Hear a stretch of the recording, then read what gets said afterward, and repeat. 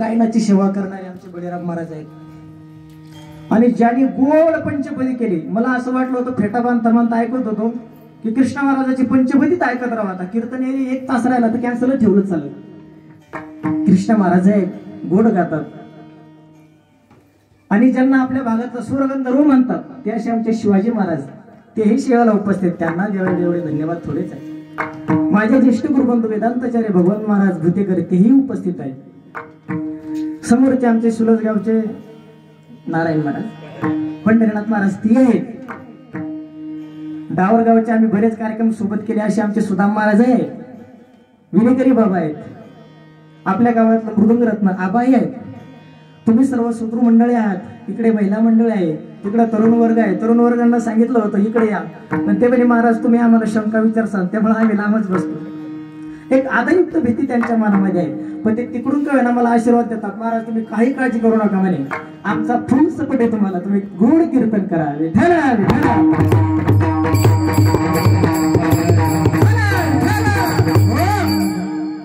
बघा, कीर्तन करत असताना कीर्तन हे एकट्याचा खेळ नसतो. कीर्तन म्हटल्यावर काय काय लागतं? गायक लागतात, वादक लागतात. हे सगळे जण असले तरी श्रोतू मंडळ लागतात. मग या सगळे जे आरती लागतात त्या आरती यांचं काहीतरी कर्तव्य असतं ना, बरोबर आहे ना? कीर्तनकाराचं काय कर्तव्य? ज्या निमित्तानं सेवा घेतली आहे आणि जो अभंग घेतलाय तो अभंग सोडून न देता अभंग सोडवणं हे कोणाचं कर्तव्य आहे? बोला, बोलल्याशिवाय माझ्या कीर्तनात म्हणजे बोलावंच लागतं. आणि आज माझा योगी की पाटील समोर बसले आहेत. हे जुने लोक समोर का बसतात बरं? ते अनुभवने मोठे असतात, ज्ञानाने मोठे असतात. आणि एखादी शंका विचारली तर ते उत्तर देण्यास योग्य असतात, म्हणून ते समोर बसतात. आज माझं भाग्य आहे, सर्व विद्वान मंडळी समोर बसलेली आहे. कीर्तनकाराचं कर्तव्य असतं काय? अभंग सोडवणं. गायक वादकांचं काय कर्तव्य असतं? योग्य वेळेला योग्य आणि समर्पक, आणि तेही अचूक प्रमाण देणं. हे कोणाचं कर्तव्य आहे? टाळ करायचं कर्तव्य. वादकाचं काय कर्तव्य? चाटा थापा न देता योग्य वेळेला चाट आणि थाप देणं. हे कोणाचं कर्तव्य आहे? वादकाचं. आता सगळ्यांचं कर्तव्य ठरलं, मग तुमचं कर्तव्य काय? झोपायचं.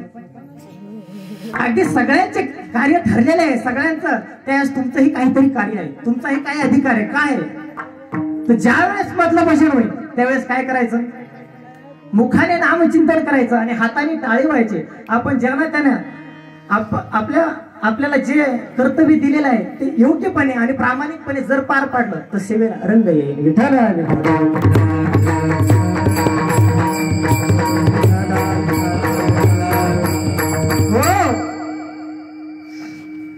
मनुष्याचा जन्म होतो. जन्म झाल्याच्या नंतर मनुष्याला काही कर्तव्य असतात, काही कर्म असतात. आधी प्रत्येकाचा तो अधिकार ठरलेला असतो. शेती करायचा कोणाचा अधिकार आहे?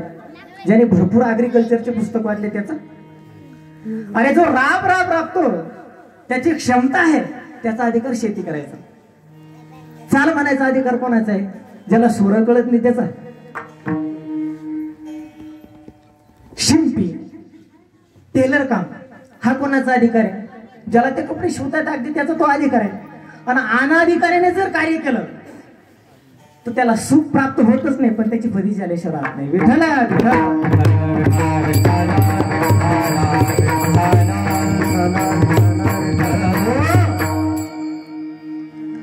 आता समोरच्या मंडळीला माझा प्रश्न आहे, जीव जन्माला येतो त्याला जीवनभर दुःख का भोगावं लागतं बरं? काय कारण असं? त्याचं तो कर्तव्य चुकला आहे. आपण जीवन जगत असताना डॉक्टर बाबासाहेब आंबेडकरांनी जो कायदा करून ठेवलेला आहे तो कायद्याचं पालन जर आपण केलं कोणत्याही क्षेत्रामध्ये तर आपल्याला काय होतं का? नाही होत. जर कायद्याचं पालन नाही केला तर कोणी जरी असलं तरी त्याला काय होते? शिक्षा होते. अगदी ठरलेलं आहे. तसंही जीवाचंही काही कर्तव्य आहे. त्याला जन्म कशामुळे मिळाला, जन्माला आल्याच्या नंतर काय केलं पाहिजे आणि त्याला कुठे पोहोचायचं हे त्याला कळालं पाहिजे. हे जर त्याला कळलं तर जीवनात दुःख भोगायचं काम नाही. विठ्ठल.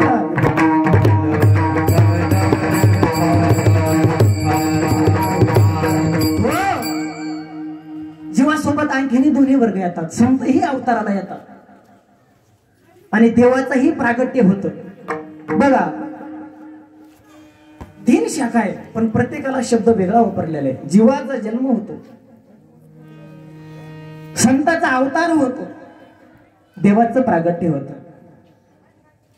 तुम्ही म्हणता प्रमाण प्रगट भयो भगवान गोकुल में, प्रगट भयो भगवान. हो, इथे शब्द काय वापरला? प्रगट भयो. देवाचा जन्म झाला, अवतार झाला असं वापरलं नाही. देवाच्या येण्याला प्रागट्य हा शब्द आहे. बरं, देव आल्याच्या नंतर काय करतात, कशा करता येतात? देवाचं इथे आल्याच्या नंतर काय कार्य असतं? भक्तराखे पायापासी गुरुजनाचे संहार, गुरुजनाचे संहार, गुरुजनाचे संहार. भक्तराखे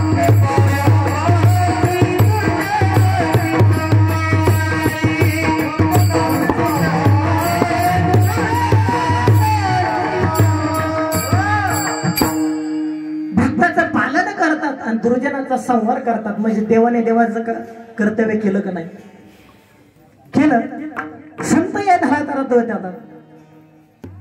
संत आल्याच्या नंतर त्यांचं कर्तव्य करतात. काय संताचं कर्तव्य? उद्धाराच्या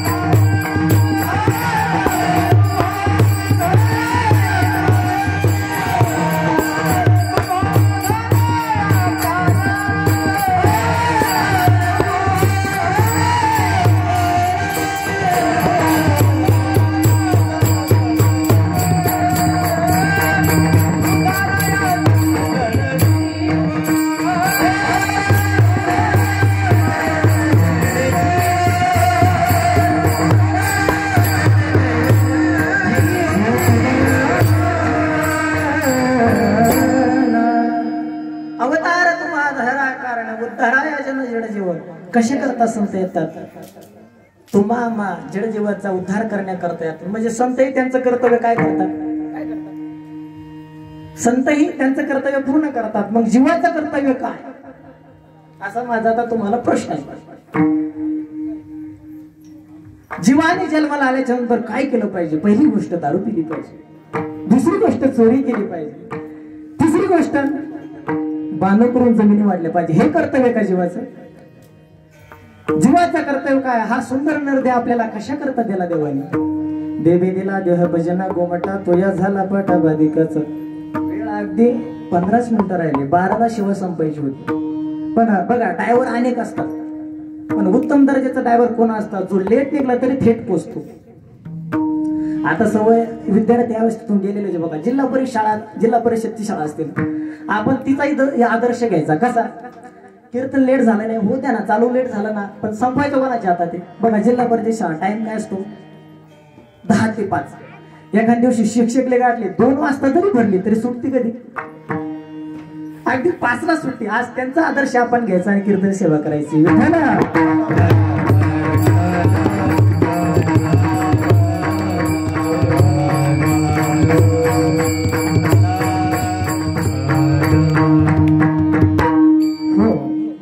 त्याची अगदी एक सूचना आली, नक्कीच पूर्ण होणार. जीवाचं कर्तव्य आहे. जीवाने जर ते कर्तव्य पूर्ण केलं तर जीवाला दुःख भोगायचं काम पडणार नाही. जन्माला आल्याच्या नंतर आपलं काय कर्तव्य आहे?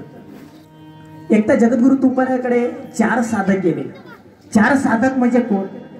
जे साधनात रूढ आहे आणि त्यांना भगवत प्राप्ती होण्याची इच्छा आहे, असे साधक 4 गेले. कोणाकडे गेले? म्हणजे तुम्ही जागे आहेत. विठ्ठला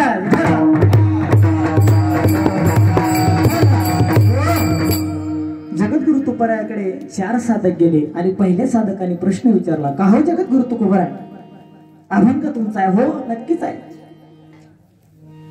पण हिताच्या ठिकाणी कोण जागे आहेत? कन्यापुत्र आहे.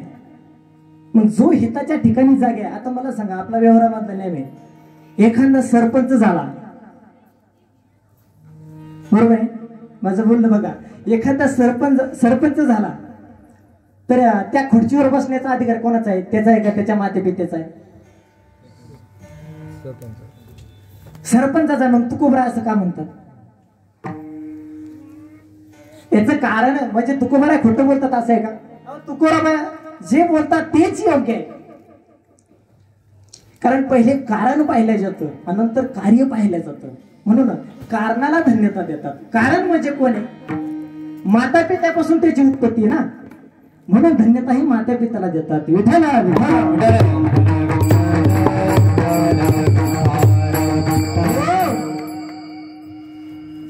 त्यावेळेस त्या साधकाने प्रश्न केला, जगद्गुरु तुकोबराय, माता पित्याला धन्य देतात, कशामुळे देतात तू? त्यावेळेस तुकोबराय सांगतात, सगळ्यांच्याच माता पित्याला धन्यता देत नाही, कोणाच्या देतात? जे हिताच्या ठिकाणी जागे आहे त्यांनाच धन्यता देतात. तेच पहिले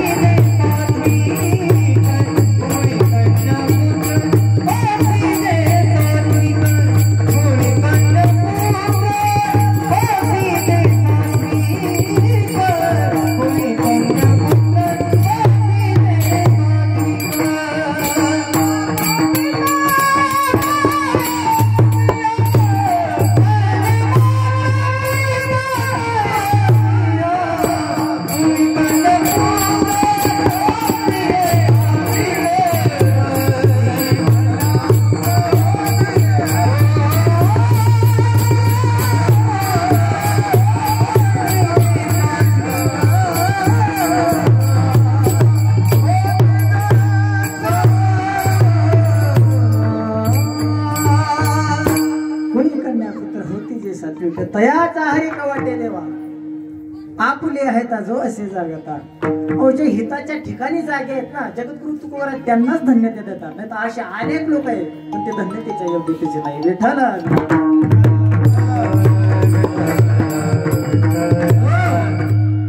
हित हित म्हणजे काय? नेमकं हिताच्या ठिकाणी जागा असणं म्हणजे काय? हिताच्या ठिकाणी जागा असणं म्हणजे आपण जीवनात आल्याच्या नंतर आपण काय केलं म्हणजे आपला उद्धार होईल, ही जी क्रिया आहे, ही जी प्रक्रिया आहे, यालाच म्हणतं हिताच्या ठिकाणी जागे. विठ्ठल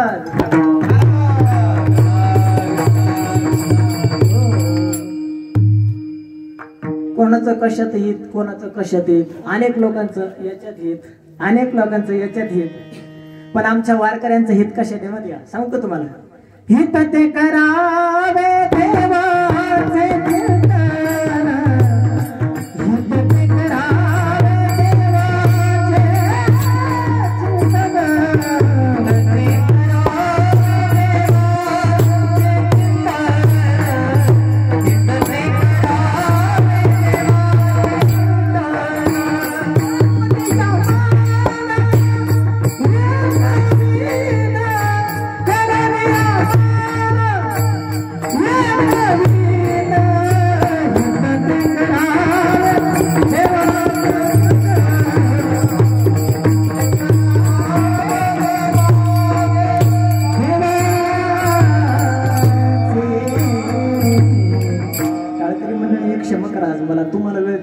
कारण वेळ किती राहिला. आपण सिंगल प्रमाणे घेऊ आणि प्रमाण घेणं गरजेचं आहे. सोडता येते कारण प्रमाणावरच कीर्तन जातं. एखादं बगलीतलं काढ आणि समोर म्हटलं हे कसे शक्य आहे हे म्हणताना हे तुम्ही कशाच्या आधारे सांगितले, त्यामुळे प्रमाण देणं गरजेचं आहे. पण वेळेअभावी आपण शॉर्टकट घेऊ. विठ्ठल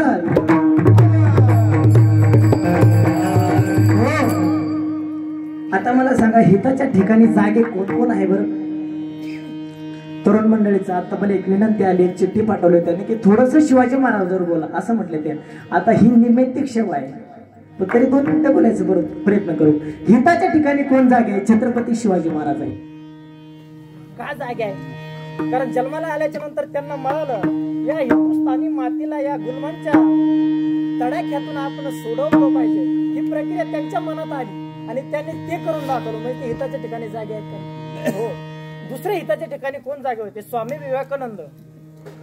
स्वामी विवेकानंद हिताच्या ठिकाणी का जागे होते? कारण की अमेरिकेला जाऊन शिकागोच्या धर्म परिषदेमध्ये त्यावेळेस त्यांनी माय ब्रदर्स अँड सिस्टर हा शब्द वापरला. बंधू आणि भगिनींनी ही आत्मीयता त्यांच्याकडे निर्माण केली आणि अगदी त्यांना 2 मिनिटाचा वेळ दिला होता. त्या 2 मिनिटं सारख्या टाळ्या वाजत होत्या. म्हणजे काय केलं त्यांनी? गीतेचा तत्वज्ञानाचा प्रचार प्रसार 7 समुद्रापलीकडे जाऊन केला. म्हणजे ते काय करतात? ते हिताच्या ठिकाणी जागे आहेत. तिसरं हिताच्या ठिकाणी कोण होतं? भागवतामधील कथा आहे ध्रुवबाळ हिताच्या ठिकाणी जागा होता. असे हिताच्या ठिकाणी असणारे अनेक आहे पण तो आपला आज विषय नाही.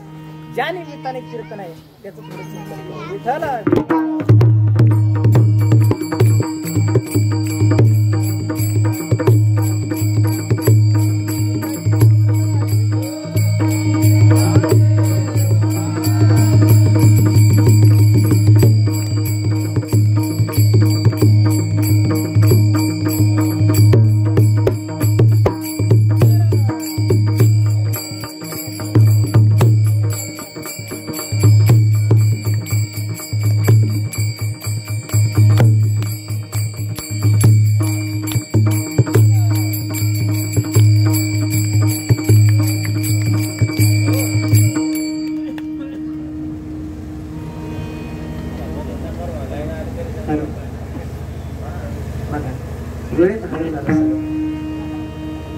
आजच्या ज्या निमित्ताने आपली सेवा आहे 13वेच्या निमित्ताने कैलासवासी राधाबाई उत्तमराव सुरशे ह्या जाऊन आज 13 दिवस झाले.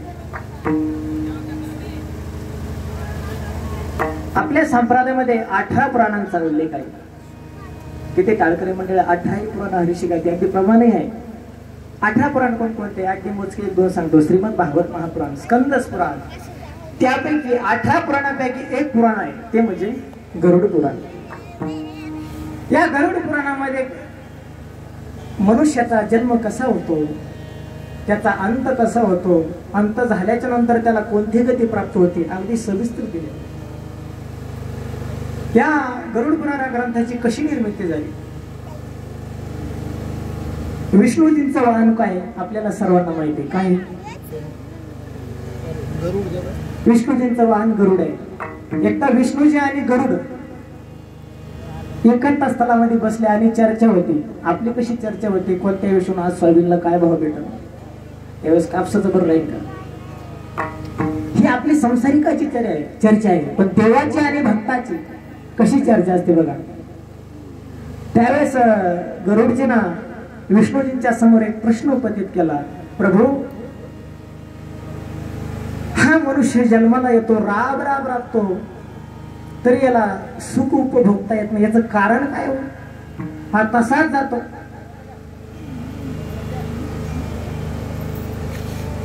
त्यावेळेस आपण जे 5 लोक आहेत, जे 5 जणांनी जो मार्ग सांगितलेला आहे त्या मार्गाने जर आपण गेलो तर आपल्याला निश्चितच दुःख भोगायचं काम पडणारच नाही, पण आपला उद्धार झाल्याशिवाय राहणार नाही. ते 5 जण कोण हे मी कीर्तनाच्या शेवट सांगितलं. आता ज्या निमित्ताने सेवा आहे त्या निमित्ताने थोडं चिंतन करू. विठ्ठल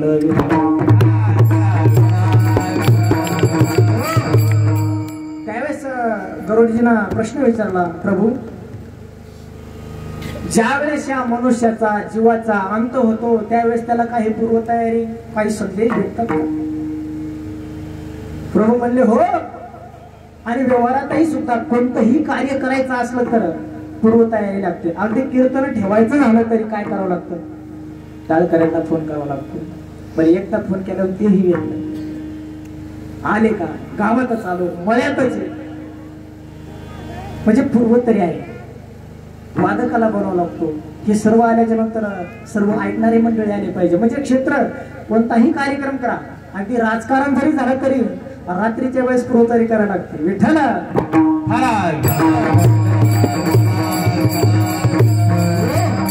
त्यामुळे क्षेत्र कोणता सुद्धा कार्यक्रम कोणताही असा पूर्व तयारी असतेच. त्यावेळेस या जीवाला गरुडजीने बघा आपल्या सर्वांच्या हिताचा प्रश्न केला. कोणाजवळ? विष्णूजींजवळ. देवा, या संसारातून ज्यावेळेस हा जीव निघून जातो त्यावेळेस त्याला काही संदेश येतात का? विष्णूजी म्हणतात हो नक्कीच.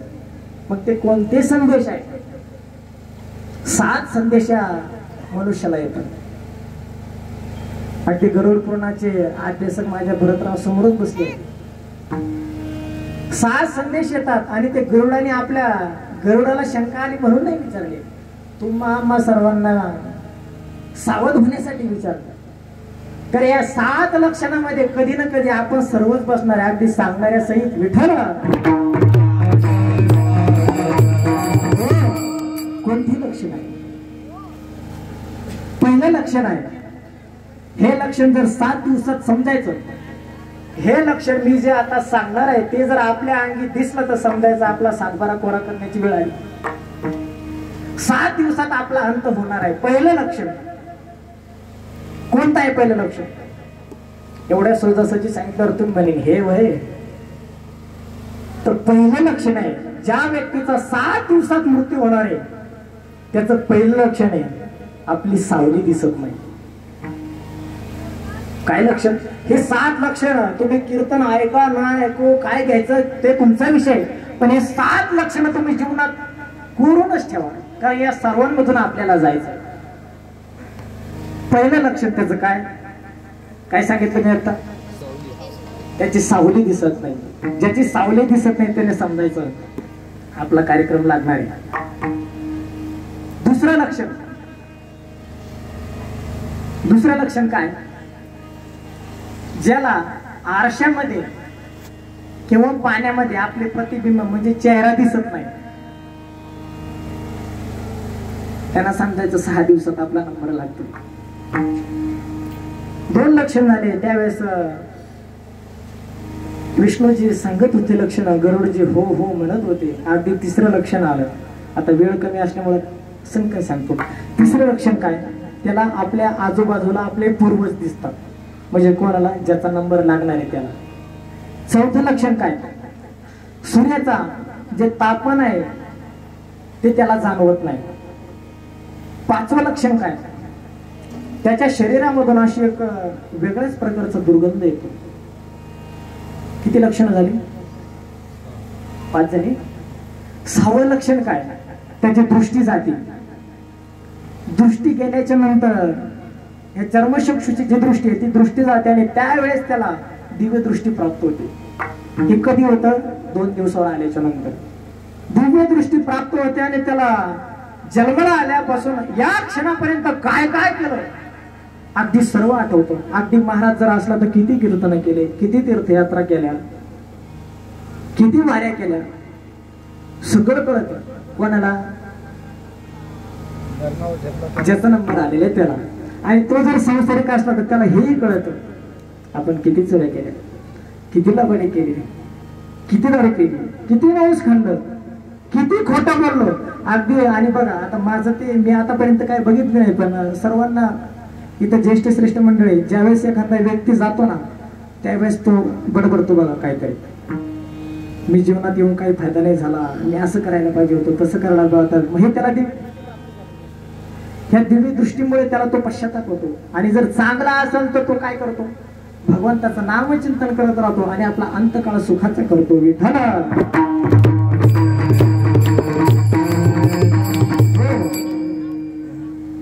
त्याला आपले दृष्टी जाते, देवदृष्टी येते. हे झाल्याच्या नंतर अगदी संध्याकाळी जाणार असला तर त्याला सकाळी 10 वाजता काय होतं? यम दिसतात महाराज, यम.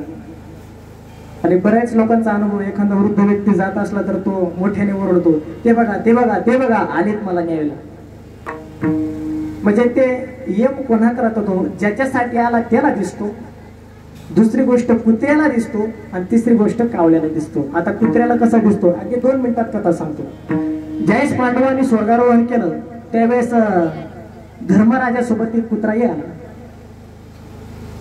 सहदेव, नकुल स्वर्गारोहण करता करता एक एक खाली पडू लागला. नकुल पडला, सहदेव पडला, भीम पडला, शेवटी अर्जुनही पडला, आणि शेवटी काळाच्या समोर कोण गेलं एकटे?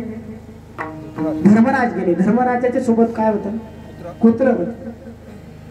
त्यावेळेस ते यमाने सांगितलं धर्मराजा, या कुत्र्याला इथं प्रवेश शक्य नाही. त्यावेळेस धर्मराजा त्या काळाला प्रश्न केला, अरे त्याने माझ्यासोबत स्वर्गारोहण केलं ना, स्वर्गारोहणाचे जे नियम आहे त्या नियमाचं त्याने पालन केलं, त्यामुळेच तो इथपर्यंत आला, त्याला आत यायला काय अडचण आहे? त्यावेळेस काळाने सांगितलं, अरे याची आयु मर्यादा आणखी शिल्लक आहे. आणि हा दोघांचा, धर्मराजाचा आणि काळाचा संवाद होत असताना ते कोण ऐकत होत? जमलं विठ्ठला.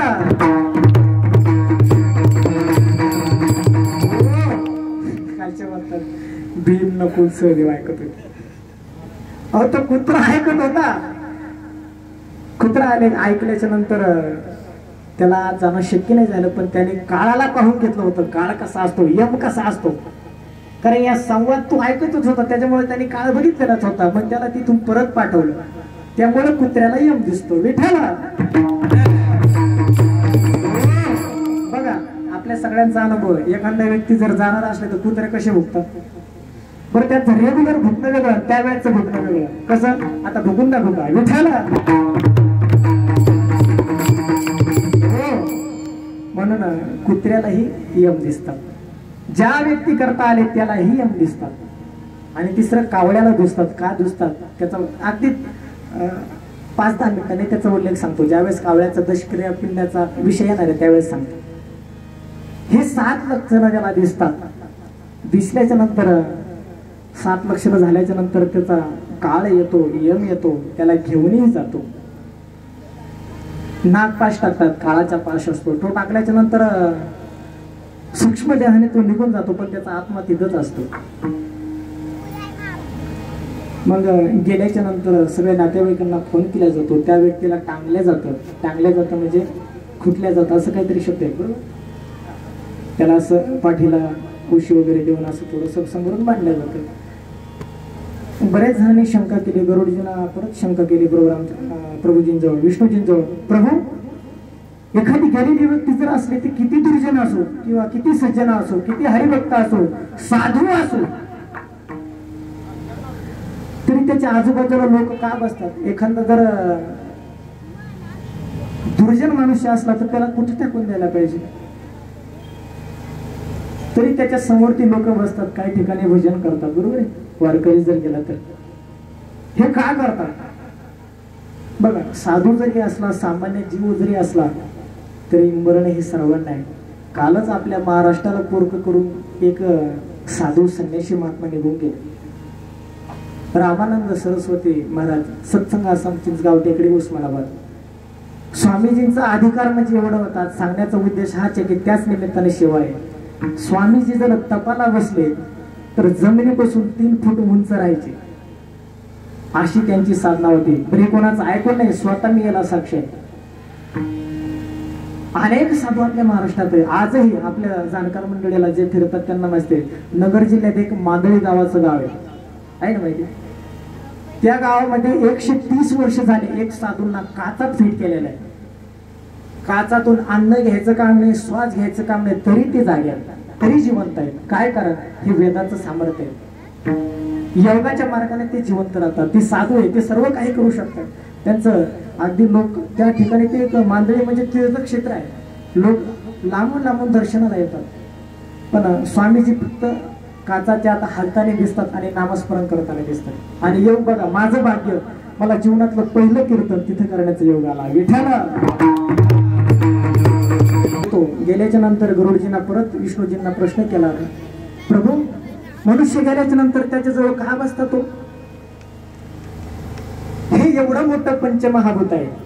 कोण? पृथ्वी, आप, तेज, वायू, आकाश, बरोबर आहे. जसा त्याच्यातला त्या मृतातला त्या देहातला प्राण निघून जातो, आत्मा निघून जातो, तसे या वायुमंडलामध्ये अनेक आत्मे असतात जे अतृप्त असतात. ते कसे म्हणजे कोणी ऍक्सिडेंटनं गेलं, कोणी बुडून गेलं, अपघाती मरण.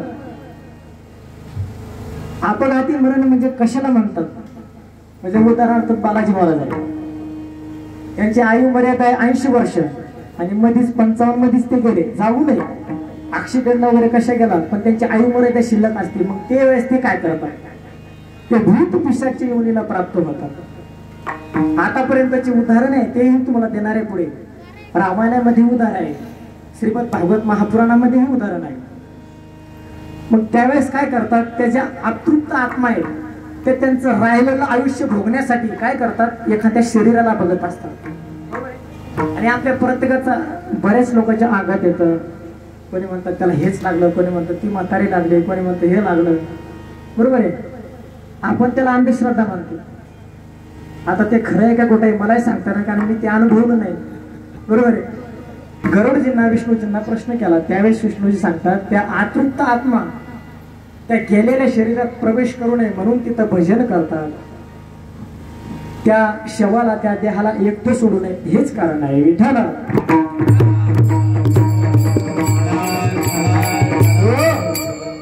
मनुष्याच्या जीवनाचं काहीच खरं नाही महाराज. बघा, जन्माला आलं तरी किती दिवस विटाळा असतो, किती दिवस जन्माला आल्याच्या नंतर महिला मंडळी माहिती आहे किती दिवस विटाळा असतो, 12 दिवस. बरोबर आहे. म्हणजे मनुष्य हा जीव जन्माला आल्याच्या नंतर 12 दिवस विटाळा असतो आणि गेल्यानंतर 13 दिवस असतो. बरोबर आहे. म्हणजे असं जीवन आहे माणसाचा, आला तरी विटाळ, गेला तरी विटाळ. मग माझा प्रश्न आहे, एक दिवस का वाढला? जन्माला आल्याच्या नंतर 12 दिवस, गेल्याच्या नंतर 13 दिवस, एक दिवस विटाळ का वाढला? तो एक दिवसच म्हणजे आपल्या जीवनाचा प्रवास आहे. विठ्ठल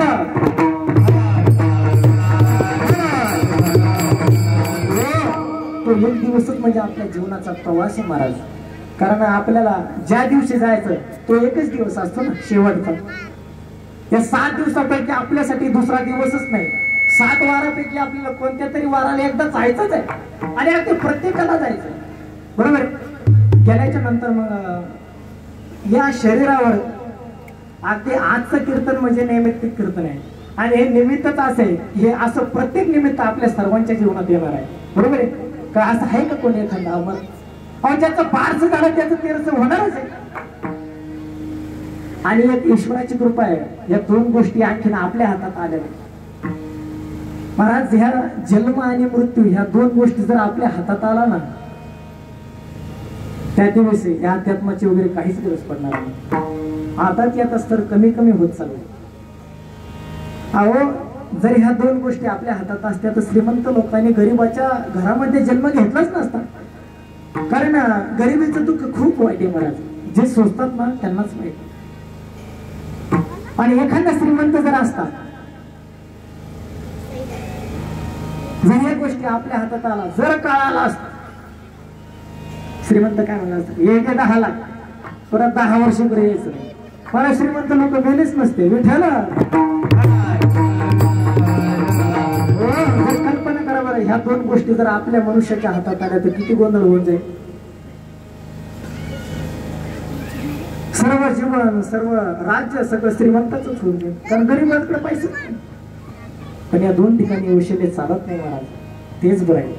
आणि गेल्याच्या नंतर आपल्या या शरीरावर जन्माला आल्याच्या नंतर किती संस्कार केले जाते सांगा बरं मला जुन्या मंडळी. जन्मल्यापासून या शरीरावर 16 संस्कार केले जाते. त्याचा पहिला संस्कार म्हणजे गर्भसंस्कार. महिला मंडळीला अगदीमध्ये 7व्या महिन्यात आपण काय म्हणतो ओटी भरण्याचा कार्यक्रम, तो त्या गर्भावर केलेला पहिला संस्कार असतो. बरोबर आहे. दुसरा संस्कारानंतर मोठं झाल्याच्या नंतर 5वीच्या दिवशी असतो. नंतर तिसरा संस्कार 12व्या दिवशी नाव ठेवायचा, हा एक संस्कार आहे, नामकरण विधी. नंतर लग्न संस्कार हा एक संस्कार आहे. आणि 16वा संस्कार म्हणजे अंत्यसंस्कार आहे. विठ्ठल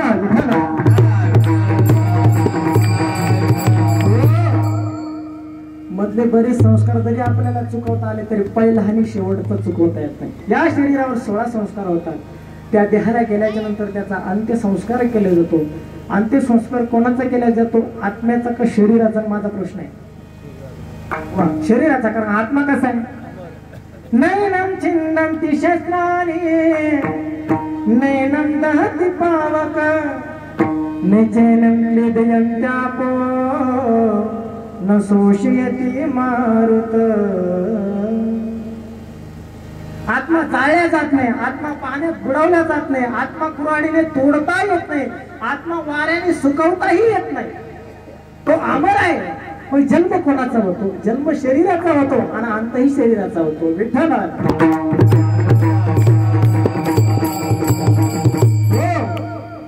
त्यावेळेस अंत्यसंस्कार केल्याच्या नंतर तिथे नेल्या जातं, विधी केले जातो. विधी करण्याच्या अगोदर अंत्यसंस्काराला अग्निडाग देण्याच्या अगोदर पाणीही पाजले जाते. बरोबर आहे. मग आत्मा या शरीरातून निघून जातो. 13 दिवस आत्मा या पृथ्वीवर असतो, असाही त्या ठिकाणी उल्लेख आहे. मग आत्मा कुठे राहतो? ज्यावेळेस त्याला घरात खुटल्या जातं त्यावेळेस तो आजूबाजूलाच बसलेला असतो. आपल्यासाठी कोण किती रडतं, म्हणजे खरंच रडतं का दाटून रडतं? सून रडतच म्हणते त्यांच्या गळ्यात विपद काढून घ्या ना. अगदी बघा, महिलांपुढे किती संगीत विशारद जरी असला तरी त्यांचा तो एक स्वर असतो. अगदी काळे दोन पंचमला आताच होती ना. आता मला ते रडून दाखवणं शक्य नाही. म्हणजे बघा, कोणी कोणाचं नाही, किती जरी असताना शेवटी एक सुभाषित आहे बा, विठ्ठल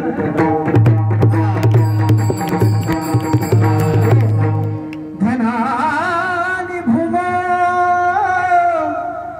पशवाश गोष्टी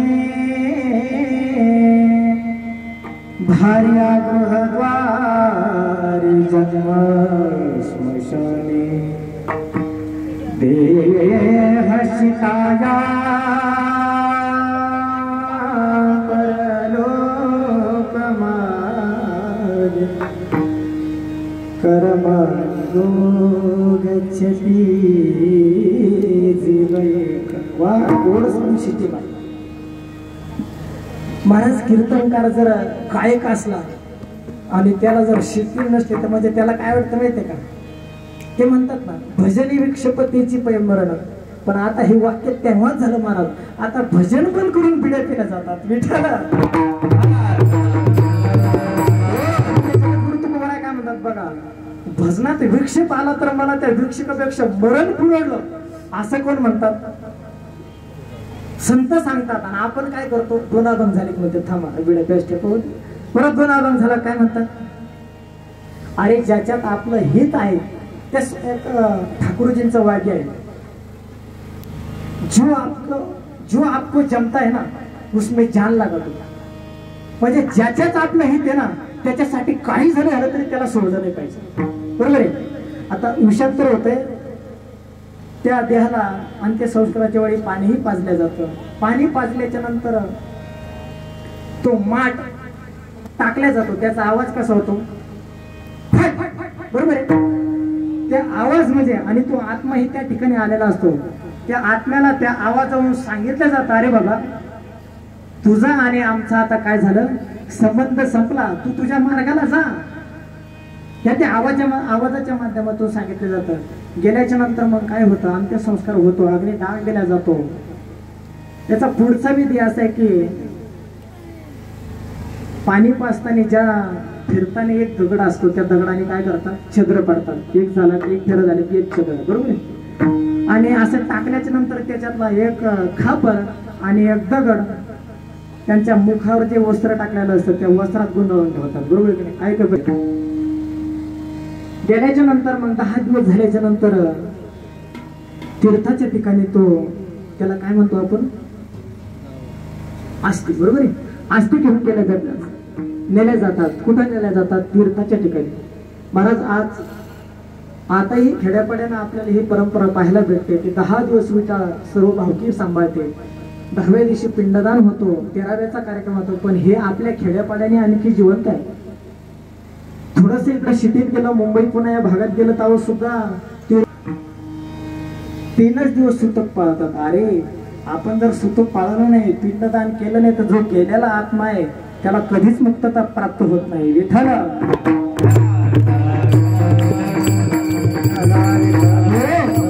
वेळ कमी राहिला, अगदी 12:30ला संपायचं, अगदी 15 मिनिटं बाकी आहे. त्यावेळेस पिंडदान केलं जातं. पिंडदान केल्याच्या नंतर त्या आत्म्याला गती प्राप्त होते. गती प्राप्त झाल्याच्या नंतर तो आत्मा त्याच्या ज्या क्रमानुसार कुठं जातो, धर्मराजा समोर उभा राहून जातो. गेल्याच्या नंतर चित्रगुप्त त्याला सांगितलं जातं, बघा याचे काल डायरी कार्ड म्हणतात चित्रगुप्ताला. हे सांगतात याचे डायरी कार्ड, हा कोण होता, त्याने जीवनभर काय केलं. आणि त्यावेळेस गरुडजींना पुन्हा एक प्रश्न उपस्थित झाला. कोणासमोर? विष्णूजींसमोर. अगं देवा, हे मनुष्य अनेक प्रकारचे पाप करतात, मग सगळे एकाच ठिकाणी जातात का? एखादा सामान पाप करतो, विनाकारण एखाद्या कुत्र्याच्या अंगावर गाडी घालतो, हे सुद्धा सामान्य पापच झालं. पापाचे 3 प्रकार असतात, कायिक, वाचिक, मानसिक. कायिक म्हणजे काया म्हणजे शरीराने केलेलं पाप, वाचिक म्हणजे दुसऱ्याला शिवी देऊन केलेलं पाप, वाचिक पाप, आणि मानसिक पाप म्हणजे त्याचं बरं नाही झालं पाहिजे असं मनातल्या मनात चिंतन करणं. बरोबर आहे? हे पापाचे 3 प्रकार आहे. त्यावेळेस कायाने केलेलं पाप, एखाद्याने कुत्र मारलं, एखाद्याने खून केला, दोन्ही पाप आहे, पण दोन्ही कमी जास्त आहे का नाही? दोन्ही कमी जास्त आहे. मग त्यांना गती कशी मिळते? त्यावेळेस विष्णूजी सांगतात, अरे नरकाचे 36 प्रकार सांगितले. कोणते? नरकाचे 36 प्रकार सांगितल्याने, आणि त्याने जे पाप केलं त्यानुसार त्याला तो नरक हा ठरलेला आहे. बरोबर आहे? ज्याने चोरी केली त्याला त्या नंबरचा, ज्याने जीवनभर परमार्थ केला नाही, व्यसन केलं त्याला तो प्रकारचा, ज्याने बाण करून जमिनी वाढवला त्याला सुद्धा तो, ज्याने दुसऱ्याच्या सोयरीकी लग्न मोडले अगदी त्यालाही सुद्धा नरक. बरोबर? अशा अनेक प्रकारची गिनती झाल्याच्या नंतर 36 प्रकारचे पाप, 36 प्रकारचे नरक हेही सांगितलं. आणि नंतर मग गरुडजींना प्रश्न केला, वैकुंठात कोण जातं, कैलासात कोण जातं, साकेत धामामध्ये कोण जातं? ज्याने जीवनभर परमार्थ केला, ते विष्णूजींची भक्ती केली, ते वैकुंठात जातात. ज्याने भोले बाबाची, भगवान शंकराची आराधना केली तो कैलासवासी, आपण प्रत्येकाला म्हणतो तो कैलासात जातो. शक्यतो कैलासवासीमध्ये आपल्या संसारिकाचा जास्त नंबर असतो. जे प्रभू रामचंद्राची आराधना करतात ते साकेत धामात जातात. हे ठरल्याच्या नंतर, हे झाल्याच्या नंतर मग गरुडाला एक प्रश्न आला. तो तेवढा प्रश्न बघू आपण आणि कीर्तन सेवा संपन्न करू. त्याआधी ज्या निमित्ताने आपली सेवा आहे, त्यांच्या मनाला, त्यांच्या आत्म्याला शांतता प्राप्त होण्यासाठी आपण सर्वांनी 2 मिनिटं नामजप करू. सर्वांना विनंती आहे, महिला, पुरुष मंडळ, तरुण मंडळ, सर्वांना विनंती, 2 मिनिटं सर्वांनी हात वरी करायचे. विठ्ठल माझा माझा माझा माझा माझा, विठ्ठल माझा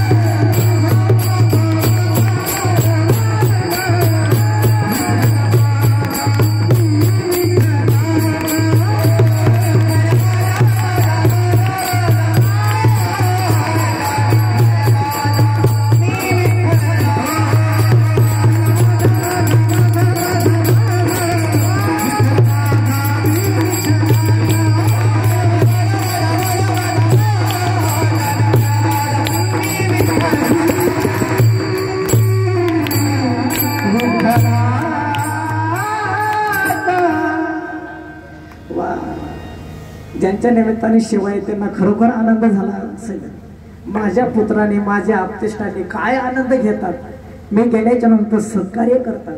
अहो महाराज काही लोक असे सुशिक्षित जे स्वतःला जास्त शिकलेले म्हणतात तेच खरे बेकार असतात. मी का शब्द वापरला बेकार त्यांना पुरावा देतो. मी असे काही लोक पाहिले की म्हणतात त्यांचे पिंडदान कशाला करायचं. आज ते समूह तीर्थाच्या ठिकाणी का न्यायच्या.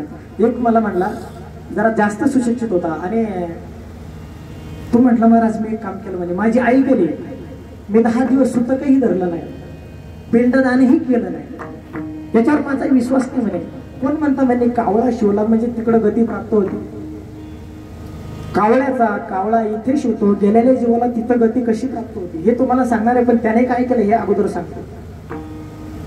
तो म्हणाला महाराज मी काय केलं माझ्या आईची सर्व एका ठिकाणी केली 5 गड्डे खणले त्यामध्ये थोडी थोडी राख टाकली आणि त्याच्यावर एक एक वृक्ष लावला. हे किती जणांना योग्य वाटतं सांगा बोला किती जणांना योग्य वाटतं. त्या आत्म्याचे विधी केलेच पाहिजे. झाड लावलं ही गोष्ट वाईट नाही. मग मला सांगा ना झाड लावण्यासाठी आई मरण्याचं काय कारण आहे. अहो रोज एक झाड लाव ना. रोज एक झाड लाव त्याचं जतन कर त्याचं फळ सेवन कर त्यासाठी आई मरायला काय. पण जे सुशिक्षित माणसं या गोष्टीला मान्यता देत नाही तो त्यांचा भाग आहे. पण बघा आता सर्वांना एका प्रश्नाचं उत्तर देतो आणि आपली सेवा समर्पित करू. त्यापूर्वी 2 मिनिटं भगवंताचं नामस्मरण करू. विठोबा रखुमाई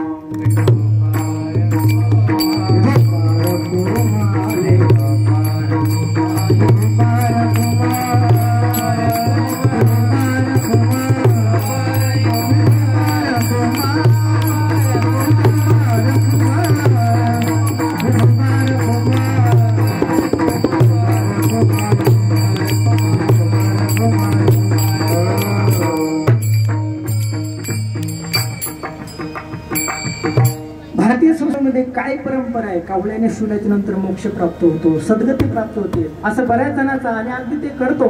पण बऱ्याच गोष्टी आपल्या एक त्याला म्हणतो एक पुरावा नसतो करायच्या म्हणून करायच्या त्या का केल्या जातात हे माहित नसतं. भोले बाबांना दूधच का व्हायचं आपण वाहतो श्रद्धेने वाहतो पण त्याच्या पाठीमागचं कारण माहित नसतं. तसं आपण पिंडदान करतो पण ज्यावेळेस आता 2 गाड्या पैठणला गेल्या बरोबर आहे गेल्या होत्या. आता माझा सर्वांना प्रश्न आहे जे जे गेले होते त्यांना तिथं पिंडदान केलं पण एकाच्या मनात तरी संशय आला का शंका आला का हे पिंडदान का केलं जातं आला का. वास्तविक पाहता यायला पाहिजे बरोबर नाही. नेमकं काय कारण आहे ते पिंडदान केल्याच्या नंतर कावळ्याने शिवल्याच्या नंतर आपल्या पूर्वजांना सद्गती प्राप्त होती. काय कारण आहे त्यामागे अनेक कार्य नाही. अनेक ग्रंथांमध्ये त्याचं उल्लेख आहे. गरुड पुराणामध्ये देखील आहे.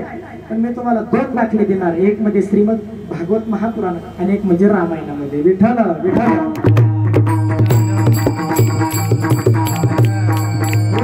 रामायणामध्ये 2 दाखले त्याला. एक रामचरित मानसमध्ये असा दाखला आहे की आता वेळ अभावी अगदी थोड्याच वेळा सांगतो अगदी 10 मिनिटं राहिले आपल्याकडे बरोबर आहे. ज्यावेळेस प्रभू रामचंद्राचा जन्म होतो अवतार होतो प्रागट्य होतं हळूहळू मोठे होतात. मोठे झाल्याच्या नंतर त्यांना विश्वामित्र घेऊन जातात. घेऊन गेल्याच्या नंतर त्यांचं लग्नही होतं ताटिका मारतात. आल्याच्या नंतर राज्याभिषेक होणार होता. कैकेयी मातेने विघ्न केलं. वनवासाला गेले. वनवासाला गेल्याच्या नंतर पाठीमागून बरोबर आहे आणि ठरल्याच्या नंतर वानराचे 4 भाग केले. भाग केल्याच्या नंतर जो पश्चिम दिशेला नल जाणवंत हनुमंतराय सर्व गेले. समुद्राच्या तीरावर गेल्याच्या नंतर हनुमंतरायाला तिकडे जाण्याची शक्ती होती पण त्या शक्तीचा विसर पडला. त्याचं कारण दुसरे आता ते दुसऱ्या कीर्तना साधे कधीतरी हनुमंतराय तिकडे गेले. सीतामातेचा शोध केला. लावण्याची विटंबना केली. लंका जाळली. रिटर्न आले. आल्याच्या नंतर प्रभू रामचंद्र सर्व सैन्याने घेऊन गेले. गेल्याच्या नंतर रावणाचा विनाश केला. आणि त्यावेळेस हे पंचवाटिकेमध्ये होते त्यावेळेस दशरथ महाराजांचं निधन झालं बरोबर आहे. रावण मारल्याच्या नंतर आल्याच्या नंतर राज्याभिषेकही झाला. पण त्यामध्ये एक गोष्ट राहून गेली. कोणती. त्यावेळेस वशिष्ठीनं सांगितलं रामा दशरथ महाराज जाऊन बरेच दिवस झाले रे पण त्यांचं पिंडदान नाही केलं. कारण या सगळ्यात धावपळीत जो अवताराचा मुख्य विषय होता काय आदरामत पावनादि गगन हतवा कांचन वैदेही हरण जटायु मरण सुग्रीव संभाषण वाली निर्दन समुद्र तरल लंकापुरी दहन पश्चात रावण कुंभकर्ण हननम एतद्धि रामायणम. या एका श्लोकाच्या माध्यमातून तुलसीदासजी आपल्याला संपूर्ण रामायणातल्या मुख्य भूमिका सांगतात.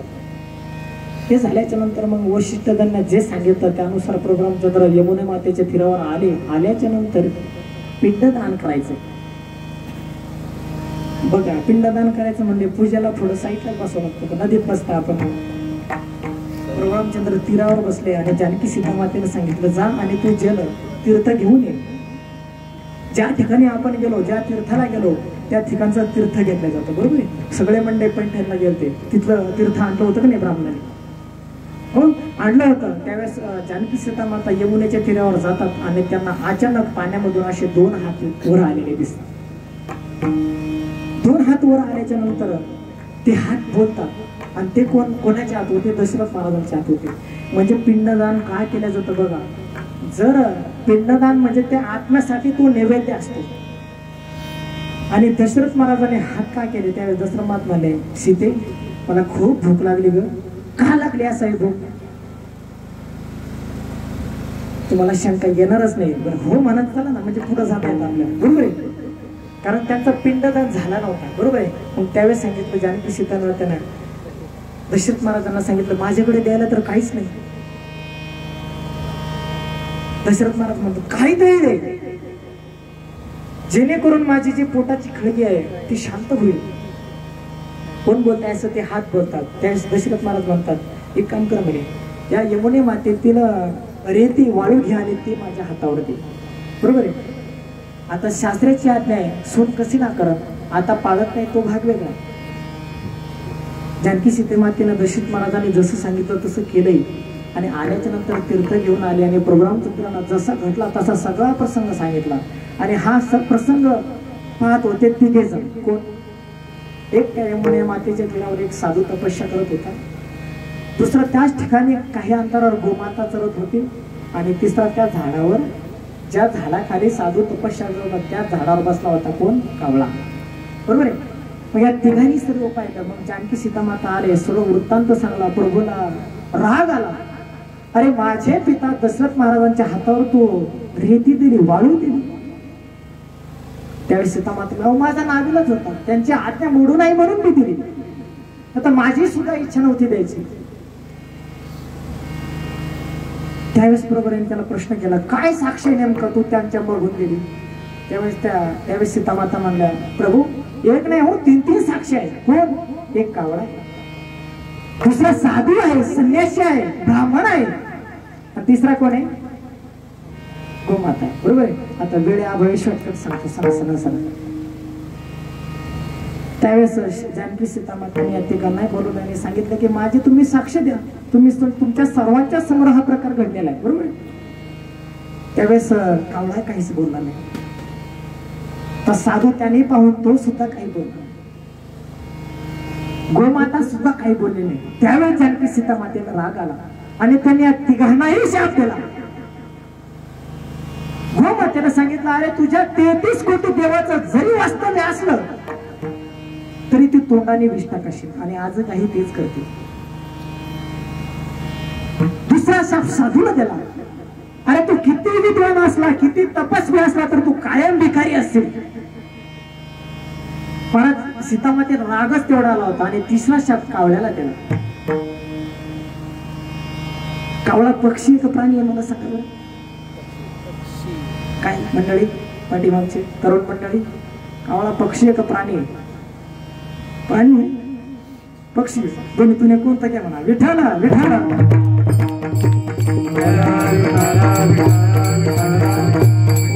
त्यावेळेस त्याला सांगितलं की तुला सर्व पक्षामध्ये एक निंदनीय स्थान प्राप्त होईल. अगदी जो एखाद्याच्या वाटाच्या समोरून जरी गेला तर तो मागा जाईल, तुला आपशकून मांडल्या जाईल, असा शाप कोणी दिला? सीतामातेने दिला. त्याच प्रभूला खरंच वाटलं जानकी सीतामाता ज्या अर्थी या तिघांना शाप देते त्या अर्थी दशरथ महाराजांनी सांगितलं असेल आणि त्यांनी तीच आज्ञा पटली असेल. मग प्रभूला दया आली.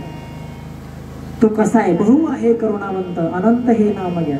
त्यावेळेस त्याला राग आला मला, आणि आपल्या भक्ताचं पालन करणारा दुसरा तिसरा कोणी, भगवंतच आहे. त्यावेळेस प्रभूला दया आली आणि प्रभूने सांगितलं, जो पहिला शाप गोमातेला दिला होता ना, की 33 कोटी देवाचं वास्तव्य तुझ्यात असलं तरी तू मुखाने विष्णा धारण करशील. त्यावेळेस त्याने सांगितलं, 33 कोटी देव तुझ्यात असल्यामुळे तुझी पूजा कर, पण तुझी तोंडाकडून नाही, पाठीकडून सेफ्टीकडून कर. आणि आजही परंपरा आहे, आपण गायीची पूजा कसं करू, अगदी दर्शन घेताना सुद्धा सेफ्टीकडून घेतो, बरोबर आहे. मग तो वरदान दिलं. दुसरं वरदान साधूला सांगितलं, तो ब्राह्मण होता, तो अनेक विद्वान होता, पण जानकी सीतामा त्याने भिकारी होशील हा शाप दिल्याच्या नंतर त्याचा प्रपंच कसा चालायचा. त्यावेळेस प्रभूने त्याला उशाप वरदान दिलं. ज्यावेळेस धार्मिक कार्य होते ना, मंगलाचे कार्य होते ना, लग्न समारंभ, मंगलाचे अनेक कार्य, सप्ताह, सत्यनारायण पूजा, लग्न सोहळा, या ठिकाणी तुमचा उपयोग पडेल आणि त्याच्यातून जे तुम्हाला मिळेल त्याच्यातून तुमची उपजीविका भागेल. हा वरदान कोणी दिलेलं आहे, त्यांना साक्ष काय, रामचरित मानस. आणि तिसरा जो कावळ्याला शाप दिला होता तो काय होता, तुला निंदनीय स्थान प्राप्त होईल.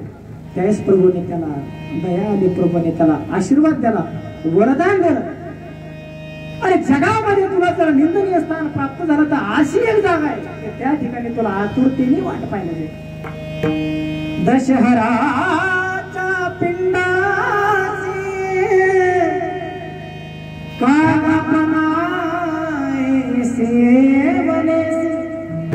आणि त्याला ते स्थान प्राप्त झाला. अरे आणि त्याला एवढं महत्व प्राप्त झालं तर त्याला तुझं पिंड प्राशन केला नाही, त्याला स्पर्श केला नाही तर त्या जीवाला सद्गती प्राप्त होत नाही. विठाला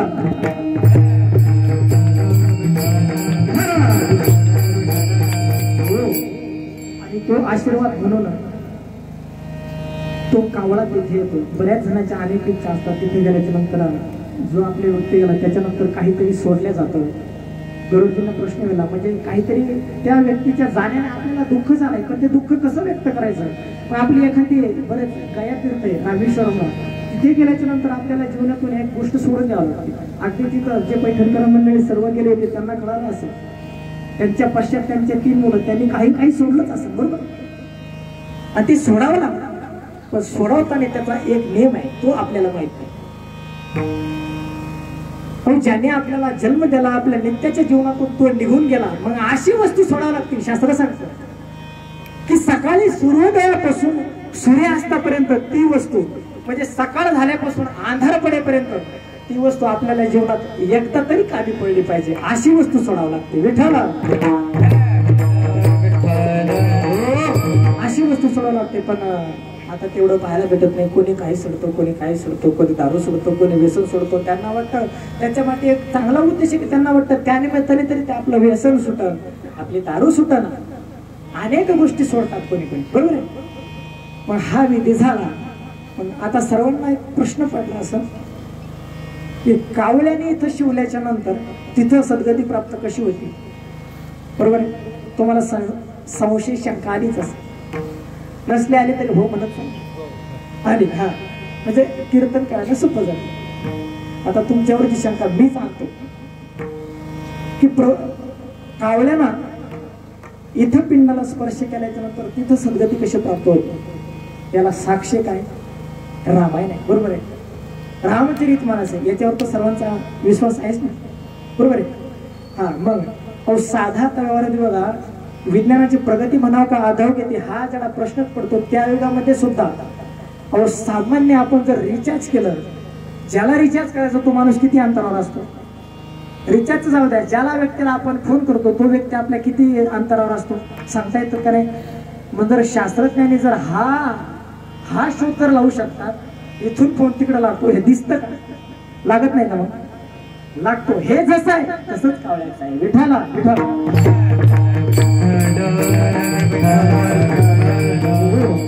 आता ती दुसरी घटना श्रीमद भागवतातली होती. आता वेळ या अभावी ती सांगत नाही, परत कधीतरी योग आला आजूबाजूच्या गावाला तर ती सांगा.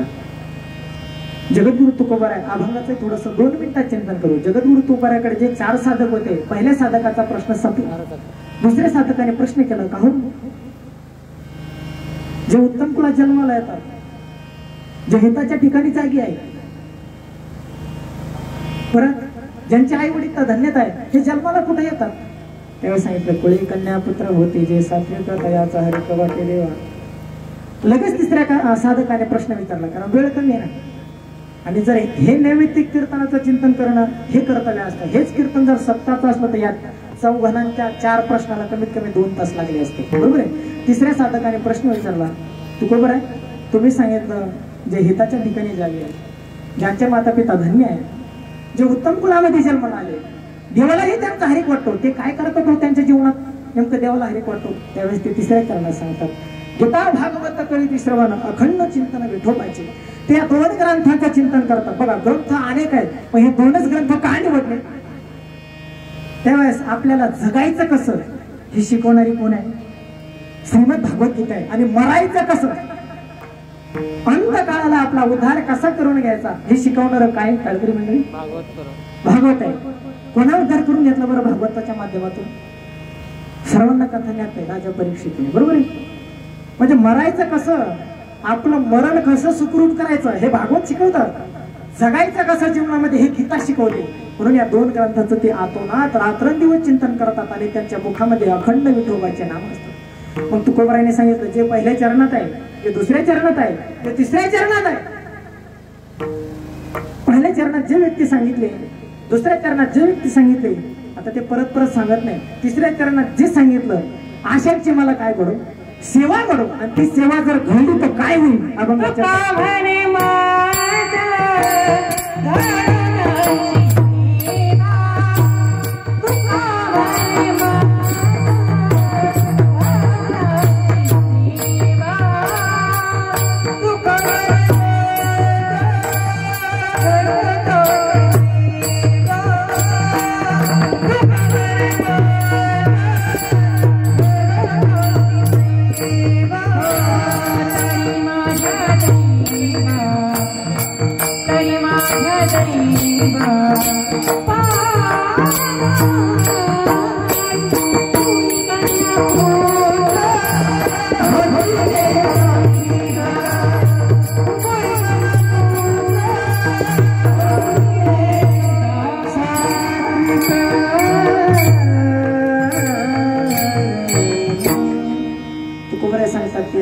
अभंगात जे लोक बसतात, जे महात्मे बसतात, जे साधू बसतात, त्यांची सेवा मला घडू. त्यांची सेवा जर माझ्याकडून झाली तर काय होईल?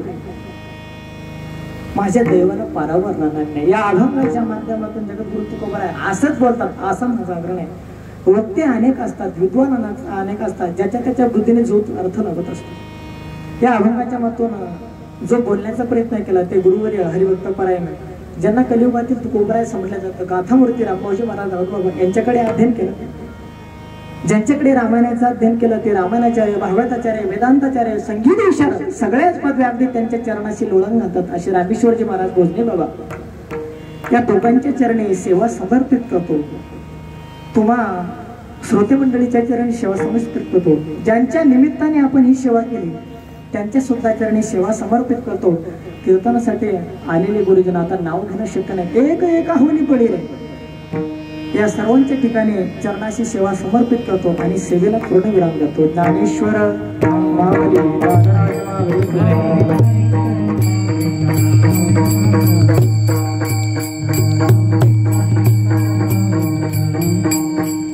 हो.